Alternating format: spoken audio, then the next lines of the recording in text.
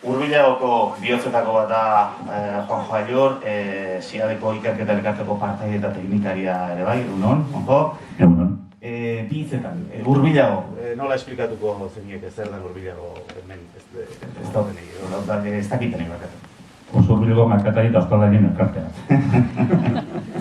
Erki, baina ekimen desente egiten ari zarete, ez? Nola zer osnanketa egin duzu zaintzaren buelta ontan edo zu?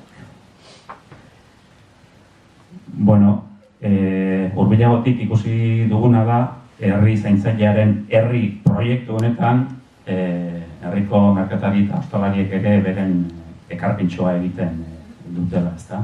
Egiten dugula. Tokiko merkataritzak, auzoan, herrigunean bertan erosteak, normalean dakarrena da betiko dendan erosketak egitea betiko dendariak, etxetik gertu. Askotan eguneroko errutina bihurtuz, ezta? Pandemiaren galdetako bat izan dela ikusi dugu, ordura arte zenbait adineko, ezta? Tierrik itxarraka, baino egunero ogia erosteko adin bada ere, etxetik irten, erosketa egin, pandemiaren itxialdiarekin geldialdia etxean eta errutina horiek, eguneroko errutina horiek berreskuratzera ez ziren hainbat bueltatu, ezta? Orduan galera bat da hori.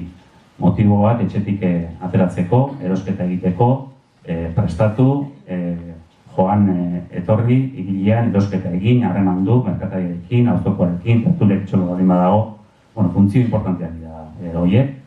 Eta konfiantzazko harremanak ere sortzen dira, eta merkatarik ikusten dutena da, konfiantzazko harreman horiek sortzen direnean, harreman horiek ez direla bakarrik ogi erosteko edo erosketa txikiak egiteko, baizik eta herritar batzuk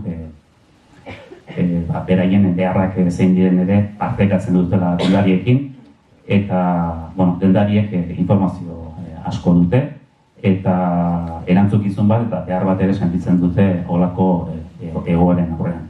Nolabait jokabide arraroak edo ez normalak daudela, baldin badakite bezero baten osasunak atzera egin dula nabarmen, hor kezkak sortzen hasten dira baita dendarien artean ere, ezta.